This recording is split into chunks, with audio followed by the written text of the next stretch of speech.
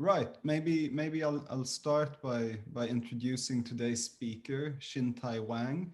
Xintai did his PhD in nanochemistry at the University of Copenhagen in 2016.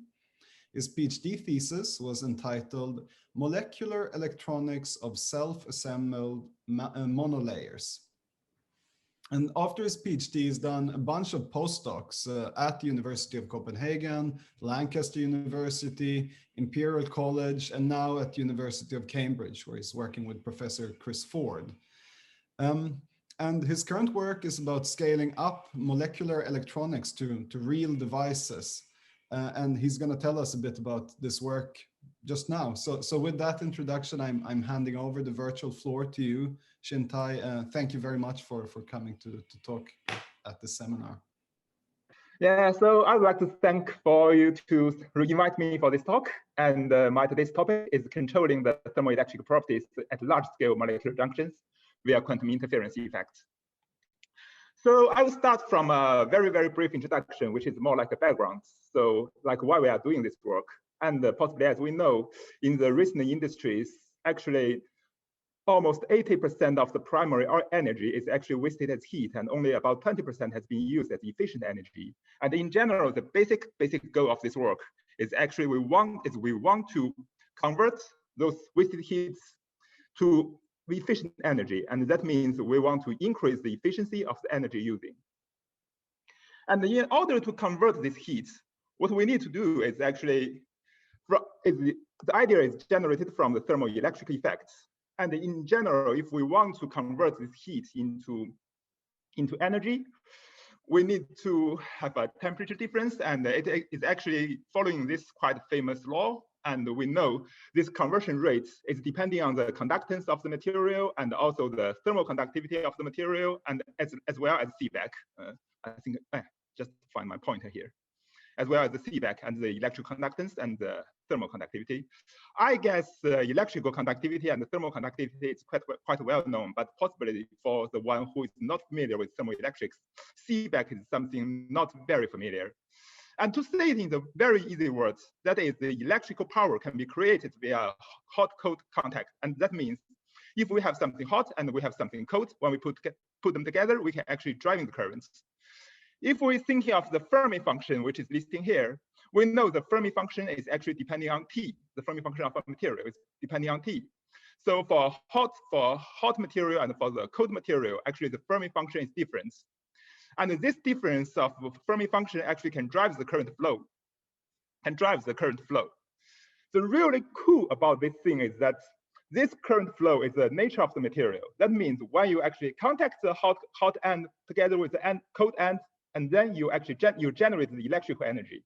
Normally, if you think other types of energy like solar cells or hydropowers or no matter what type of fuel cells, for the energy conversion, it actually needs to go for a long way of processing, which is like converting the chemical energy to mechanical energy, which running a turbine, and then transferring the mechanical energy to electrical energy, which is a far way. And every conversion step means the high cost and the more consumption. But for this property or this thermoelectric effects, we do not need any conversion in between them. That means we actually can save a lot of consumptions and save a lot of money. And another cool thing about this one is that the current flow is actually tunable, or to say it is controllable. Actually, in general, if we look at this figure again, we can see the electron actually can go in either from the hot end to the cold end, like the showing here, but it can also go in from the cold end to the hot end, like showing here, which is to say the current can fully flow in from the hot end to the cold end, which is the wave here, while above the Fermi level, or going from the cold end to the hot end, while below the Fermi level. And if we're directly looking at this picture, we would conclude that the rate of the current going from hot end to cold end should be equal to the current going from cold end to hot end, and the net current should be 0.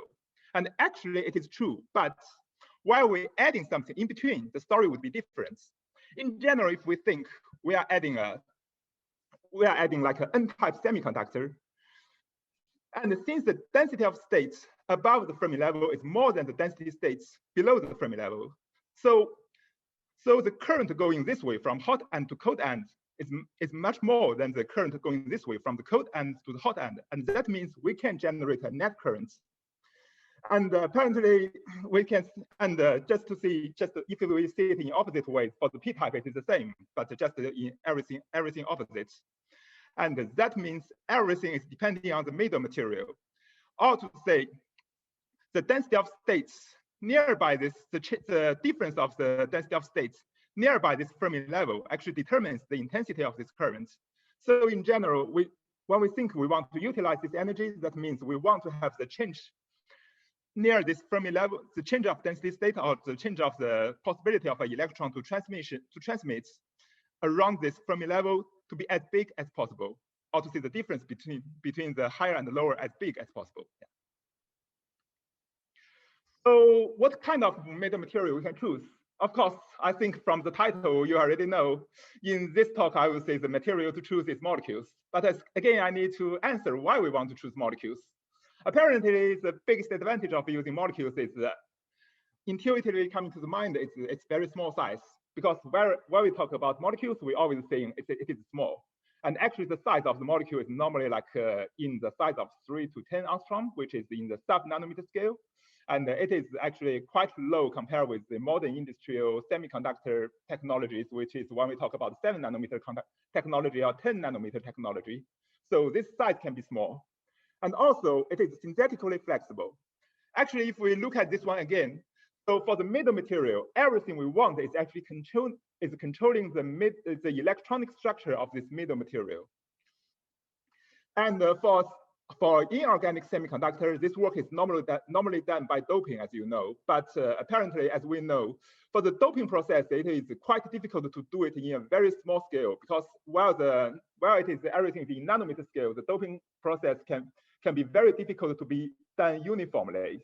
And normally it will cost a lot of money to do a uniform doping in a very small, like a nanometer on sub-nanometer scale.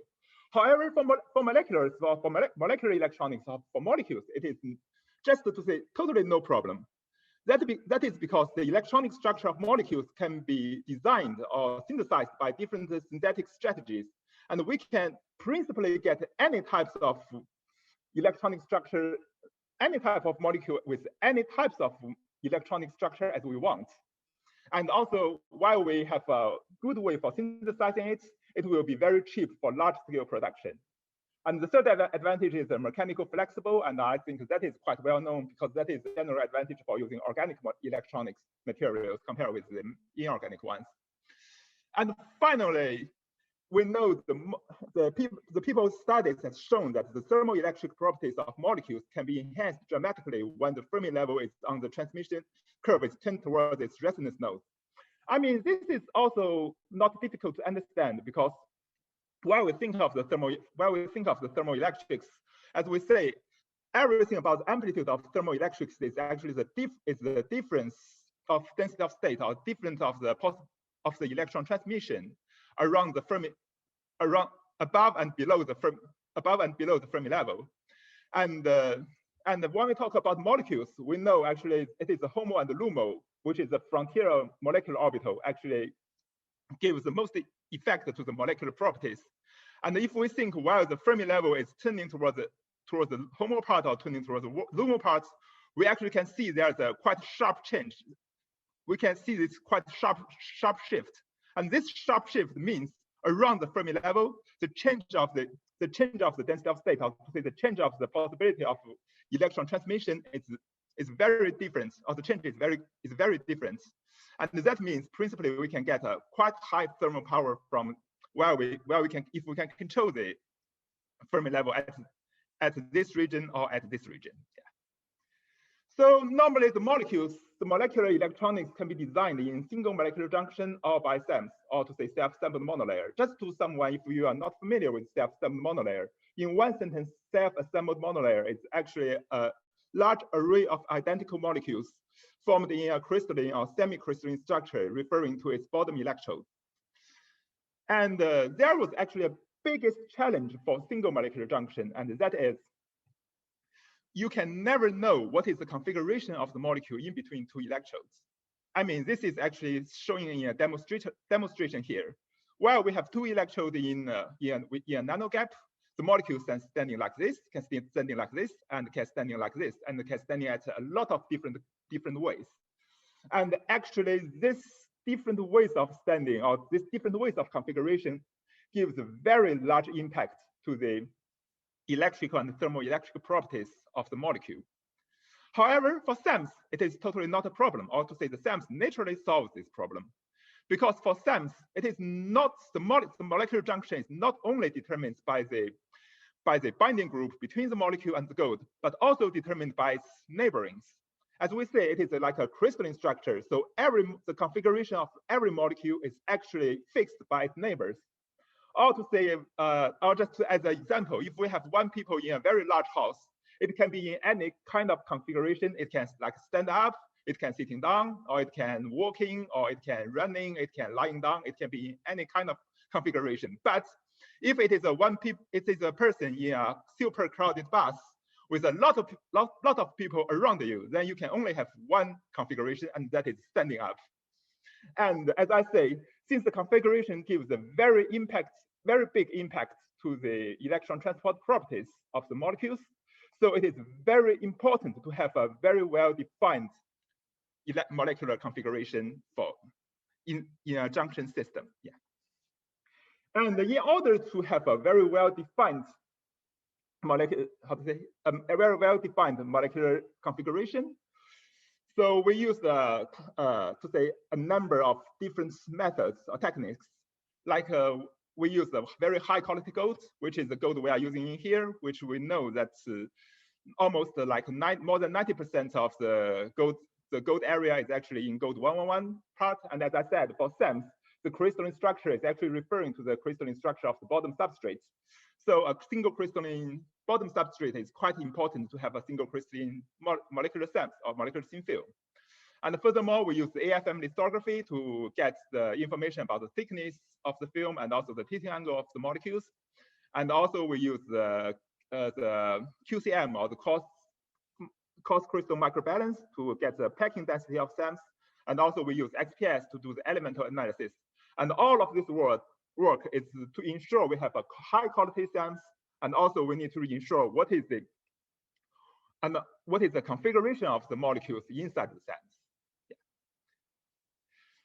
And after talking about the quality of SAMs, and I would also have a few sentences on the measuring test bed. And in the work today, I would like to present all of the measuring techniques was done by AFM, and also say the AFM in peak force modes. I guess all of you should be possibly a bit familiar with AFM, or someone will be very familiar, I'm not sure, but I would say for most people which is not very familiar with AFM, but heard of it, you will be very familiar with these two modes, which is the contact mode and tapping modes. But in this work, actually, neither of them can be worked in this project. For example, for contact modes. And as the cartoon showing here, we all know that for the contact mode, the probe is very easy to destroy the molecular thin film or organic thin film because they are very fragile. So we can kill molecules during the measurements.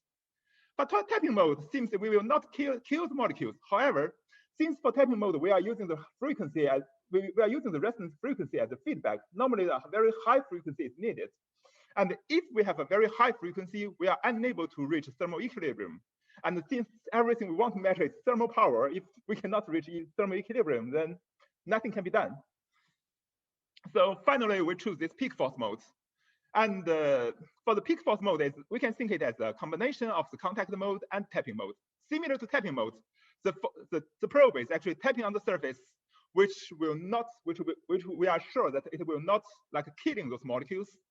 But again, also similar to the contact modes, instead of using frequency, we are using force as a feedback loop. And this force can be controlled in even to 500 piconewton scale. And we can do it in the medium resonance frequency, which like 200 hertz or 100 hertz, which means we have like 10 milliseconds or 1 to 10 milliseconds to let the system to get the equilibrium. And actually we did a lot of work and we confirmed that in this time region, we are able to achieve the thermal equilibrium. And more importantly, by using the peak force modes, we are able to get the nanomechanical information, like the Young's modulus information, at the same time with the electrical and the thermoelectric information. And that is also sometimes very important because we want to know what is the compressibility of the film. And I would say in the later data section, I will show why this one is quite important. So this is an example of how this work is going on, and this is an example of instrumental setup. And if you are familiar, or if you at least you know about AFM, you might also quite familiar with this curve, whereas my pointer is showing here. And this is a quite normal force curve, and the x-axis is the time, and the y-axis is the force. To say you can see it as a force, or here we write the deflection arrow. And here, when the probe is far away from sample surface, there is no force. And while the probe is close to the sample surface enough, there was a van der Waals attractive force. And later, when the probe attaches with the molecules, there will be a repulsion force. And while it reaches to certain force set points, the probe will be lifted up, and then the force will decrease and back to zero again. And this is the current map corresponding to this to this force map. And again, while the probe is far away from the sample, there's totally no current. And while it gets in contact with the sample, we have a little current, and the current is increasing as we press harder and harder, which is both because the changing of conformation of SAMs, and also because of we are attaching more and more molecules. The current is getting higher and higher, and while the probe is lifted up, where's my pointer? Yeah, while the probe is lifted up, the current gets back to zero again. And since as I just said, the frequency of this one is about like 100 hertz to about 1 kilohertz. So we can get like a 100 of these curves in 1 second. And so for each measurement, we can actually get a quite large amount of data. And by analyze those data, we actually can get a general idea of what is the current, or what is the conductance of this molecule at each force point. Yeah. And for the thermoelectric measurements, or to say the Seebeck measurements, what we do is we adding a heat element at the bottom of this instrument, and at the same time we add 2 thermistors. One is on the electrode, gold electrode, one is on the probe. And the thermistor measured at the gold electrode, we call it the T1, and which is the temperature at the hot end. And this T2 is here I write it that T2 prime means the temperature at this point. And since we know what is the material of this probe, and we know what is the dimension of this probe, and we know what is the shape of this probe, when we know this T2 prime, we actually can simulate the T2, which is a very, very sharp point of this probe as well. And this T2 is the temperature at the cold point, or the cold end. And this T1 minus T2 simply means the delta T, or actually to say the temperature difference in between the junction. And these are just 2 simple examples, which is showing here. And these are the 2 IV curves, while the temperature is at 0 Kelvin and temperature at 14 Kelvin. This is for molecule 1, which is this type of molecule, and this is type molecule 2, which is this type of molecule. And for molecule 1, we can see while temperature is at 0 Kelvin, we have almost no currents, just to say no currents. And while temperature difference is at 14 Kelvin, we have a current of about like to say 2 picoamps, or to say 1.5 picoamps. However, for these molecules, where we have at zero voltage, while there's no temperature difference, we see a 0 current again. And if there is a temperature difference, we see a quite large current, which is about to say 15 picoamps. And this is actually just the same as what I have mentioned previously. For this molecule, since everything is for this molecule, since every carbon is sp3 is linked by sp3 carbon, we should expect a very large HOMO-LUMO gap. And that means the Fermi level is sitting at somewhere in between the HOMO-LUMO gap. And that means the change of density of states for this molecule around the Fermi level, Fermi level position should be very small. That means that is the reason we have a very small thermal current. And for this one, since we have a conjugated system, so the HOMO-LUMO gap here, we expect it to be much smaller. And that means the Fermi level should be sitting at some point either closer to LUMO or closer to HOMO. And for this reason, we actually can observe this. We actually have to say have a large difference in the density of states around the Fermi level region, and that means we have a larger thermal current at the same temperature difference. So actually, a lot of molecules has been measured by this system to confirm that this system is working fine. But I think I will just skip them because we need to get to our today's topic, and that is the quantum interference molecules. And these are the molecules. And just one sentence more. So for SAM system, it is normally can be identified by two important parameters, and one is the connector here, and one is the linker here. And in this work, actually, what we use is two different types of linkers, which is linker 1 showing here and the linker 2 showing here. And at the same time, we use the different types of connectors, which is, for example, this thiomethyl group or thioacetate group. And possibly you may know, for the thioacetate group, while it binds with gold, the acetyl group will be released, and you will form a thio-gold bond. And also, we have this pyridine group. So firstly, let's look at only the linkers. So if we look at these four molecules, for molecule 1 and 2 or molecule 3 and 4, we see we have the same connector group, which is the thiomethyl, and here is the thio group, but we have different linkers. And these two linkers means the current injection point and the current output point is different, because you see the molecule 1 is like following this green arrow, and the molecule 2 is following this red arrow. And the middle part is anthracene, which is a super conjugated system. So in the bear mind, if we think it like in a classical words, we may think the molecule 1 and molecule 2 should have somehow similar conductance, or molecule 3 and molecule 4 should also have a similar conductance. But in fact, it is not. Actually, if we look at the difference between molecule 1, molecule 2, or molecule 3 and molecule 4, we actually observe a difference of 10 times or even 15 times. It's to say more than one order of magnitude, and that is actually huge. And from the DFT calculation, we get something similar, and that at least that is actually fit with our expectation, and we assume it is because of the quantum interference effects. And that is because while the electron is injected into this answering core, it can go in multiple pathways. And since the electron can be seen as a wave, it can be in different phases, and from different passes, it can go to it can have different phases, and those phases can either be additive or canceling each other, which is known as the constructive interference or destructive interference. And this caused this huge difference in the molecular conductivity. So beyond the molecular conductivity, again, as we see, we also want to have a look at the Seebeck effect. And this is the Seebeck effect of molecule 1 and molecule 2. And the black curve here is corresponding to molecule 1, and the red curve here is corresponding to molecule 2. And what we observe is the Seebeck for molecule 2 is to say somehow higher than molecule 1, but it is not like to say a significant enhancement.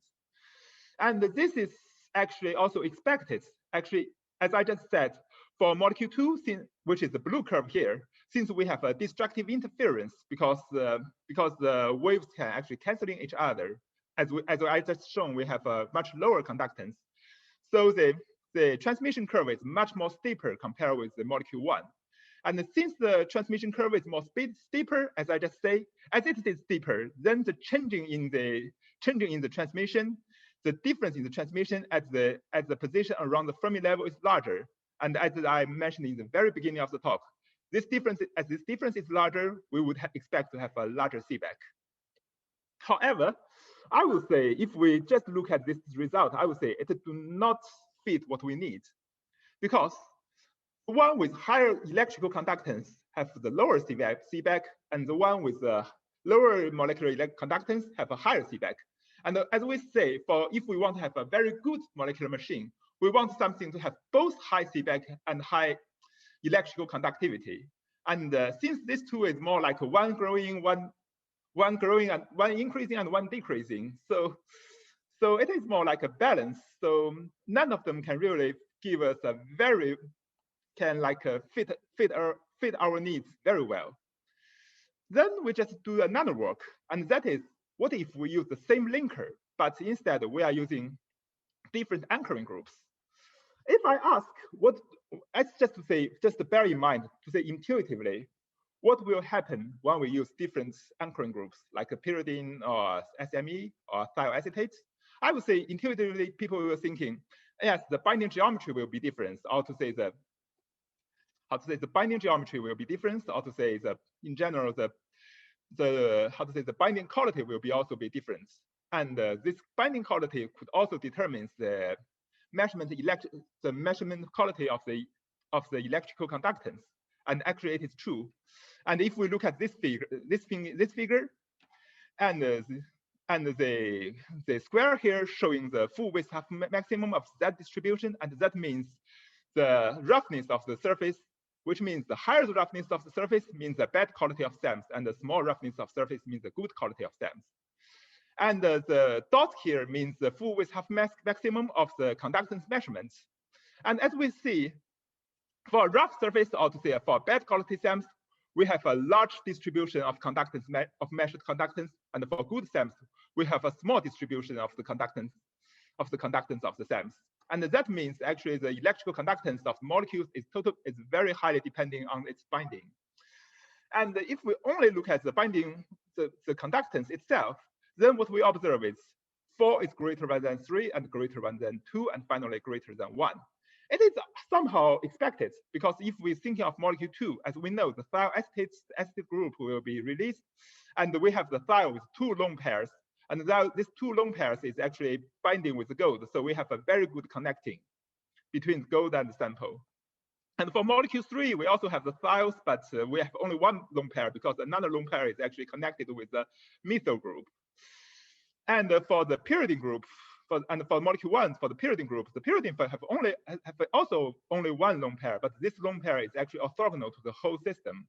And we have like to say a much lower tilting angle, or to say a more perpendicular binding geometry. And this perpendicular binding geometry will determine the conductance. And the molecule 2 should be something in between molecule 1 and molecule 3 because we have these 2 binding groups, and both of them is able to bind with the gold. And this has been confirmed by XPS. So just to remember, the conductance is 4 bigger than 3, bigger than 2, bigger than 1. And then if we look at the Seebeck, we got 1, 3 bigger than 2, bigger than 1. If we only look at 1 to 3, we have a Seebeck distribution like this. And this is already something great.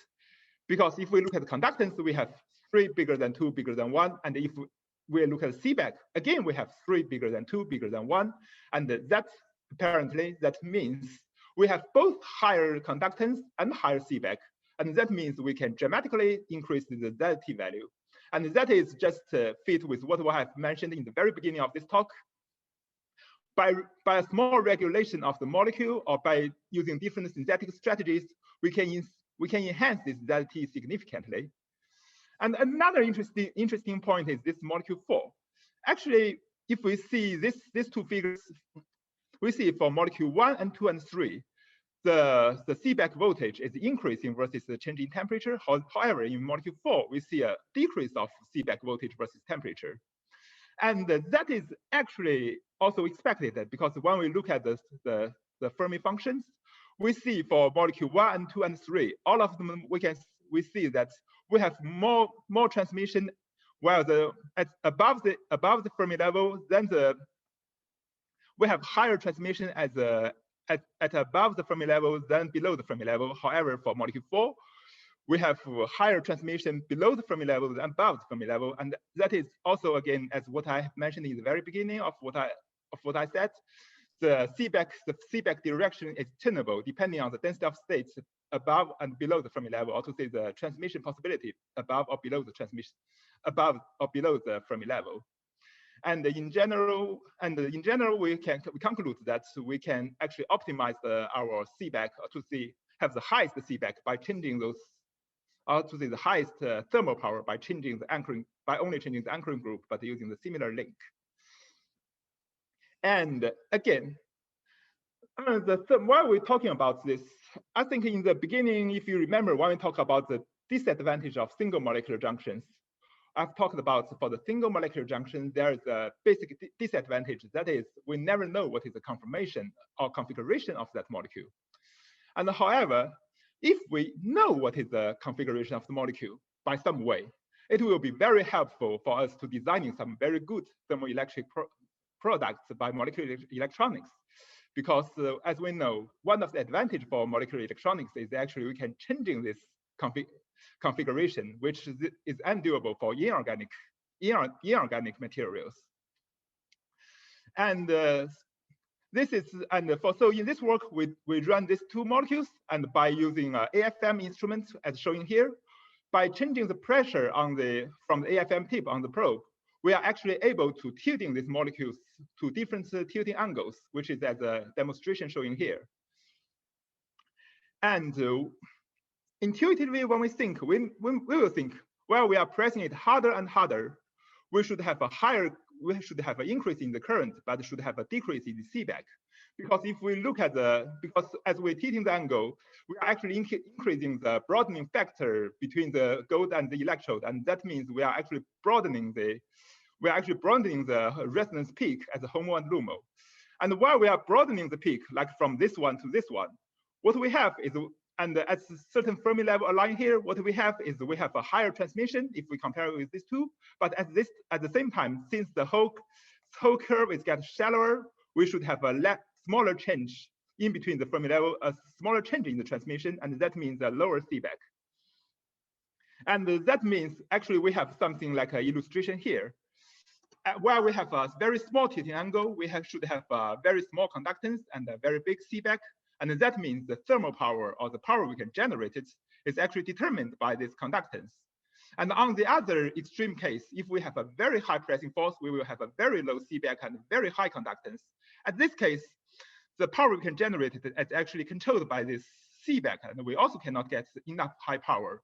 But at some intermediate stage, where we are optimizing something, while at some intermediate stage like this one, we have like a relative high Seebeck and a relatively high conductance. We actually can have the highest thermal power here. And that is basically the main purpose of this work. And actually, and this is how we do. This is the IV curves of the electrical conductance with different binding geometry. And the red dot is experimental result, and the yellow dot here is the experimental results, which you can see they actually fit quite good. And this is for nanomolecules, which we also have a quite good fit with these two molecules. And one interesting thing is, as we've shown previously, these two linkers should have a quantum interference effect. And what we observe is actually this quantum interference effect is also depending on the binding geometry. So as we observe here, as the tilting angle increases, actually this interference effect is decreasing. And actually the theory is expected to be the same. And however, if we just think, say intuitively, we do not really expect that, because the current is always getting through this, getting through this backbone. And we expect that is because while we increase the force, since it is a SAM system, where we are increasing the force, we are actually tilting the molecules. And where we are tilting the molecules, if we just think of it, where we are pressing a lot of molecules, and the anthracene core with this molecule and its neighbors will be packing more closely. And while we have this very close pack between those anthracenes, instead of the intramolecular transport, which is the electron directly transport through this backbone, we can also have the intermolecular transport, and that is the electron can transport here and then going through another anthracene, which is nearby, and then going up. And that actually complicated the whole system. So the data I'm showing here is just to make everything in mind that even though for SAMs, we have an identical array of single molecules, but at some cases, the measurement result from SAMs is not directly equal to the measurement result from a single molecule. Yeah. Okay, back to the thermal power story. Again, as we expected, the lower tilting angle, we have a higher Seebeck, which is like this black line, and the higher tilting angle, we have a lower Seebeck because of the shallowing of this transmission curve, like this blue line. And again, when we look at the Seebeck at different tilting angle and compare with it with the theoretical calculation, we again get some quite good agreements. And if we look at the figure here, we see by varying the tilting angles at the beginning, the current conductance enhances quite rapidly, but at some point it will get to a plateau part, And again, for the Seebeck, it is the same. At the beginning, the Seebeck is dropping very small, but at some point, the Seebeck will drop much faster. And that means if we have some region here, we should have principally we should have a highest Seebeck, and actually highest thermal power, which is the multiplying the Seebeck versus the conductance. And actually, that is what we got. If we look at the power factor, we see we have the highest power factor while the tilting angle is at like 60 degree or 65 degree, both for the molecule 1 and molecule 2. This could be something very important in the future work, because as I just said in the very beginning, we can, for the molecules, one of the advantages, it can be synthesized by different kinds of ways, and we can make the molecules as we want. So if we can produce or we can synthesize some molecule with this type of geometry, with the tilting angle at like 65 to 70 degrees, we can automatically optimize the thermal power as we want. And finally, to the conclusion, we have 3 parameters which is controlling the molecular thermoelectrics, which is linkers, anchor group, and the binding geometry. And we demonstrated that the quantum interference effect is observable in the SAM scale, and then also the quantum interference effect is depending on its anchor group and also depending on the binding geometry of SAMs. And furthermore, the thermoelectric properties of molecules can be turned by varying different types of anchoring groups and different anchoring geometries. And finally, we can actually optimize our power factor by optimizing the binding geometry as well. And okay, the final slide is acknowledgement, which is I would like to thank all the names that has been listed here as our cooperators. And also I would like to thank for this invitation of this talk, and also for every audience for your attention. And yeah, thank you very much. That's it. Thanks a lot, Xintai. That was a great talk. I'm gonna, to everyone who's attending, if you want to ask a question, you can hover with your pointer over your screen, and at the bottom of the screen, there will be a little button saying Q&A, and then you can just write your question into Q&A. And yeah, so whilst people are figuring out how to do that, I might ask you a question myself, Xintai. And so I read your paper, and as I understand, also you mentioned the kind of long-term plan is to use these structures in order to build logic gates or to build memories. And so maybe you could tell us a bit more about the kind of more long-term device-specific goals of this project. Yes.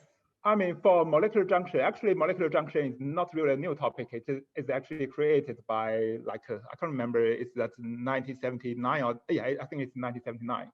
And for the simplest way we are thinking of using a molecule as a device is actually we use the molecule as a wire. And of course, but for the more complicated stuff, it can be done in various ways. And for instance, if we use this type of conjugated system, we can actually enhance the electrical conductivity of the wire, and then these molecules can be used these molecules can be used as a field FET transistor, because if we use a conjugated system, we have a much smaller homo-lumo gap, and that means it will be quite sensitive to the gated voltage, and we can build it as a FET. And also if we can designing some molecules with asymmetric, we can designing some asymmetric molecules, like we have more electron density at one part and less electron density at the other part. Then we can also build up a rectifier based on those molecules, because the electron is more favorable to going one way and not that favorable to going the other way. And again, if we add some, the redox molecules inside, and then we can build up something even more interesting, as we say, for the redox states, I mean, for the oxidation or the reduced states, what we are meaning is we are turning this Fermi level outside the HOMO, outside the LUMO, because we are knocking out the electron or pumping in an electron. And while we are controlling this electrical potential, we actually can either controlling the increase. By controlling the electrochemical potential, we can either controlling the current to be increased or to be decreased. And by doing that, we can have kind of like a complex, by adding by adding the voltage, we can actually have certain components increasing in electrical conductivity and decreasing the electrical conductivity by other redox systems. And based on those concepts, we are able to build up a very recently probably no, but probably in the future we are able to build up any types of more complicated logic gates based on those molecules. Okay, thanks. So many venues for actual stuff happening. Yeah. From this. I see that Uppelit Astier has a question. Yeah. Thanks for joining us, Uppelit, despite it must be very late in Singapore at the moment. You could, yeah, you're on the panel. So yeah, please feel free to unmute yourself. I don't think we can hear you at the moment. Can you hear me? Can you hear me now? Yeah, maybe if you go a bit closer to your mic. If I speak like this, is that better? Yeah, that's good. All right. Hi, Xintai. Hi. Thanks for the talk. Really interesting. So I just wanted to ask about the I find the things with the tilt angles quite interesting. Yes. But how? Yeah. I wasn't sure. Maybe I missed it. How you calculate, how you infer the angle of your contact, and how reliable is it? Because obviously, yes. Definitely, I understand. That is because I didn't really mention about it because this is more, it's a bit too detailed, I guess. So I'm not sure if the time is enough. So I just jump it. So actually, I would say the third of steps. The first step is we use the peak force mode to get the Young's modulus of the film, and that means we know what is the deformation of the film. And then for the AFM, we are increasing the pressing force. And while we are increasing pressing force, like the demonstration here, where we are increasing the pressing force, we are actually tilting those molecules. Of course, we do not know how many molecules has been tilted, but what we do know is how much that this probe has going down. And that means we do know what is the distance change between the top electrode and the bottom electrode. Yeah. And since we know what is the distance between the top electrode and the bottom electrode, and at the same time we know what is the Young's modulus, we know what is the changing of the tilting angle. So we know the Young's modulus. We know how big is the deformation of the SAMs. Based on these two parameters, we can actually estimate how big is the tilting angle, because we know the film thickness, and from DFT calculation we know how long the molecule is. So based on these two parameters, we can actually calculate how big that those SAMs has been tilted. But you don't think that it could be as well that when you have a force like this, you might apply more force to certain molecules than others, and you might cause defects. You could cause. There was the possibility of defects. That's why we need to look at the Young's modulus as well as the what do I want to just say? To see the deformation of the molecules. That's why we are looking at it. And but the important thing is actually, if we look at the structure of the molecule, what we observe is actually, as we see, the molecule here it's super rigid because we have the triple bonds and we have the OPEs. So it is not very likely for the molecule to have a bending. If you look at the structure, actually, we can see. And in general, what we just exclude is actually the binding possibility. And of course, there's also possibility of we can produce a pinhole. But if actually what we do is we produce a pinhole, then there will be a short between the probe and the bottom substrate, and we should have a quite large current. But in fact, it is not the case, as the image showing here. Even for the very large force, which here we write a tilting angle of 81 degrees, it is not really a shorting, because if you think a platinum probe is getting contact with the gold substrate, we will have a much higher current than this one is showing here.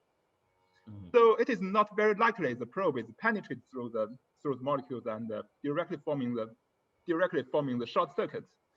Of course, there are more possibilities about how actually the molecule is how the molecule is actually tilting when we're actually pushing. Is that actually pushing like in a single direction, or is it just like an open direction? This is actually something we are not be able to answer at the recent stage. So. Okay. Well, thank you very much, Xintai. It was really interesting. And thank you for inviting me, David. Really appreciate it. No worries. Well, thanks a lot. It looks like we don't have any more questions now. So I think probably we're at the end of this seminar. So again, thanks a lot, Xintai, for coming and giving this talk. It was really interesting to hear about your work and what's going on the experimental side of things at the Cavendish Laboratory.